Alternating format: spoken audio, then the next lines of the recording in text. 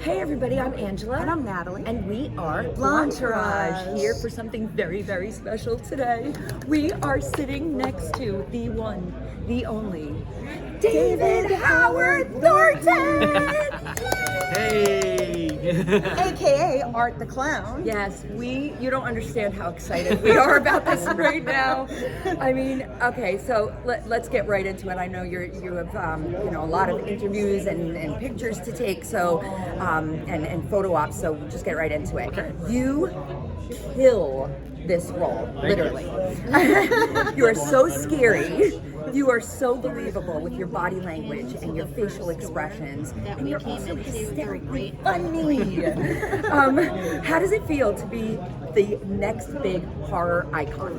It's surreal, to say the least. It's something that we, are just still trying to get used to right now because all this has happened so quickly for us. It's just I don't like to say that myself because it just seems kind of Yeah.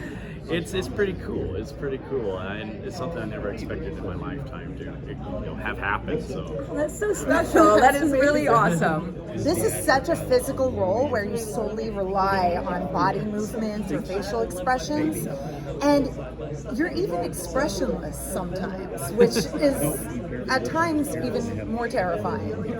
So, how did you prepare to be the perfect silent killer? Well, I have a long history growing up with the silent film era of comedy. That's what I was basically raised on, was all the Chaplin movies, Marx Brothers, Buster Keaton, but also Mr. Bean, Jim Carrey, Peter Sellers, all that. So I've been a lifelong fan of physical comedy, especially silent comedy, and I did a lot of that too growing up on stage. I did a lot of physical comedy because I did a lot of children's theater. So it's something I've just basically been working on my whole entire life, and so it was an easy segue even for me to play art. So I was like, this could be a lot of fun. That's great. That's amazing. And it's funny because this kind of ties into our next question, but I just wanted to do a side note. Natalie and I did a lot of children's theater So as you well. know Not everything's as children, but Exactly. Yeah. So we had to be very, very physical and just all over the top animated. Yeah. So, but how did you first get involved in acting, and then to piggyback off that, how did you find out about this role? I first started acting because my parents were heavily involved in church theater, of all things. Kind of funny what I do now. So I love it. Yeah, so my mom directed a lot of shows. My dad used to be in a lot of the shows and stuff like that. So that's where I cut my teeth, and then I graduated doing community theater and stuff like that. And so it was it's been a lifelong thing. But how I got into Terrifier is they had posted an audition notice online on Actors Access looking for a tall, skinny guy that had experience doing physical comedy or clowning, and I was like, hey, this is perfect for me. I was a fan of All Hallows Eve, so I knew the character. I was like, I think I could do a lot with this role. And at the time, I had never done film work. I had maybe done some extra work and stuff like that, but I'd never really done film. And I was like, well, this would be a good way to trying to segue into it and get my foot in the door, get experience on camera. I didn't expect it to go this trajectory though, so it's a nice pleasant surprise. For sure, for sure. Okay, who are your favorite horror icons? Oh yeah. And do you have a favorite horror movie? Oh yeah. Aside from Terrifier. Of course, Yes. of course. I of course love all the greats that came before me, but I would definitely say Freddy Krueger, I think, is the best horror icon ever created. I think the character is extremely terrifying. That whole idea that there's someone that can come to you in your dreams. So there's no way you can escape them that way. All the others, you can just get in a car and drive away if you wanted to. If you were smart enough, let's go check out that noise. Right. Yeah. So, but Freddy, you have to sleep. and he's going to kill you in your sleep. But if you don't sleep, you're still going to die because your body needs to sleep. Of So course. it's a terrifying concept. But then there's so many other layers on top of him. He's very charismatic, he's very funny, but he's very sadistic too, and he's very entertaining to watch. So I think he is the pinnacle of what a horror icon should be. And so there's a lot of Freddy in my version of art. I can see that. Yeah, You definitely definitely. can see that. I just wanted to put a lot of that kind of charisma where he's having fun with what he does. Oh, yeah. In it, and I think that translates very well. So with that said, I would probably say my favorite. I have so many favorites, but my favorite would probably be the Nightmare series, of course, but Nightmare on Elm Street Part 3 Dream Warriors. I just think it's Yeah. absolutely fantastic. So yeah. That's Well, who great. would win in a fight though, Art or Freddy? That's a hard question right there. That's that would be really up in the air, I think. My money's on you. Yeah. Yeah, I think even Freddy would be like, dude, man, where do you come up with your ideas?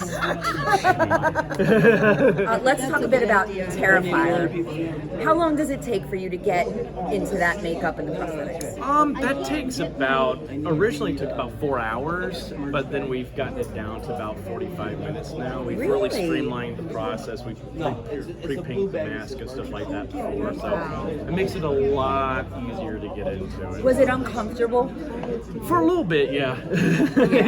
yeah. It's more the what was more uncomfortable for me was always having to worry about the mouth falling apart because it was originally a gelatin mask, so any bit of liquid and moisture gets on there would fall apart. So I was always very self-conscious about it falling apart. And stuff like that. But when we switched to a full latex mask, so it doesn't fall apart at all really now. So it's so much more comfortable and easy to deal with. So. And the director, Damien Leone, he does the makeup? He does That's all the incredible. makeup. He does all the practical effects himself. So That's he crazy. writes it, directs it, does special effects, edits. He's a one-man army. Oh man, that's Unbelievable. so Yeah. cool. Yeah, Super talented. super talented. So, what is your favorite kill scene? In Terrifier, In Terrifier Yeah. franchise. I would say Allie's kill in the bedroom scene. That's just it. I think you really see the true depravity of the character in that because he keeps her alive during all of that, and it's just like he puts her through so much, and he's having so much fun. And I think that's really shows how sick and sadistic he is. And everyone's like, oh, it's because she didn't give him candy. Like, no, he went the extra mile because she called him a mime. So that was Yeah. the reason. Don't call him a Okay. mime. And if you watch my reaction during the trick or treat scene, she calls me a mime. You just see my eyes. Yeah. Oh, I was already gonna kill you, but now Now I'm you're gonna in put trouble. salt in the wound. You were in trouble. Yeah.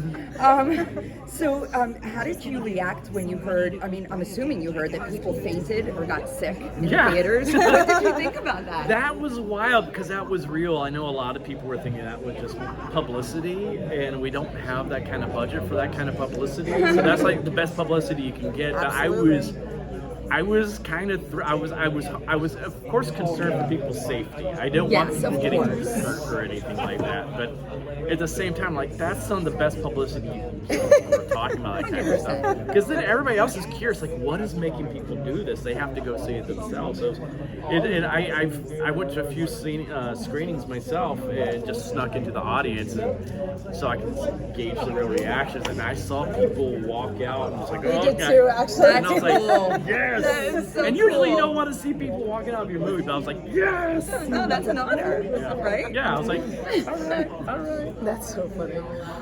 So our good friend and a huge Blondetourage supporter, her name is Stephanie, she has a question. She knew we were interviewing you, and she had a question. She wanted to know if there were any scenes so over the top and so ridiculous that you needed to reshoot because you were all laughing. Oh, Like the mashed potato scene, or when yeah. you were reading the newspaper, or... I would say it was probably a lot of that was happening during the costume shop scene. There was a lot of That was giggling brilliant. during I that. love glasses. Because I was really playing around with all the props and stuff Yes. like that. So That was some improv that that you was did a with lot of that? improv. Oh, good. That's That was amazing. great. I went down that whole entire rack of glasses and just did different things with different glasses. And different You're so whoopee awesome. cushions and stuff. I was having fun. Oh, Of course, everybody's that's giggling. amazing. And when I did the little face, that was unintentional, and that broke everybody. So we had to. They're like, no, do that again, but we won't laugh this time. Oh my god! When he had the like noisemaker, Oh, and yeah. you did that, and then he's like, "You can't put that in your mouth," and you're like, "Pull it," and he was like, "Spit it out." Well, that was me actually. I have horrible aim. I have horrible. I'm trying to catch it, and I'm like, so funny. Yeah, so that was, and we had another take where I actually ate it too. So it's like Oh you see my me just kind of gosh. like. Are That's these Yeah, some so- deleted scenes, or? I hope he releases all that. Oh, 'cause that we would be also so done, cool. we have other great deleted scenes like the possum. I was doing so many things with that possum, like doing a puppet show with it, Oh, stop. treating it like it was a dog, and I play dead, and because it's a possum, play dead. I And think it looks so real, which is crazy. Yeah. Oh yeah, well I think that was a taxidermy possum. So, Wow. yeah, they didn't tell me that till afterwards. I'm like, oh, okay. Well, it's all fixed on the inside anyway, so it's just like, you just feel it's independent film. Watch out! Now we're gonna have PETA coming after us. No. It was already dead. We can cut that out. Yeah. I don't care.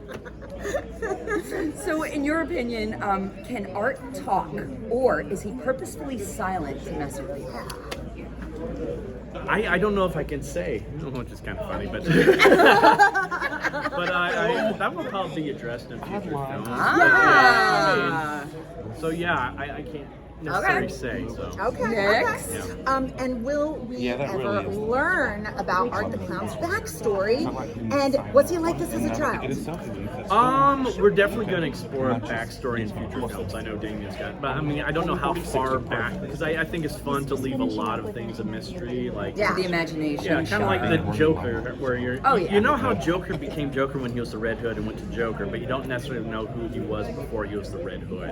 And I Right. kind of like that, keep a lot of that mystery, because that makes the character more. It's like once you ruin the mystery, you kind of lose some of the fun of the character too. That way. Yeah, So, yeah. Did you say films as in plural? Like Yes. feature films? Oh. Yeah, we're at least doing 4 of these. So.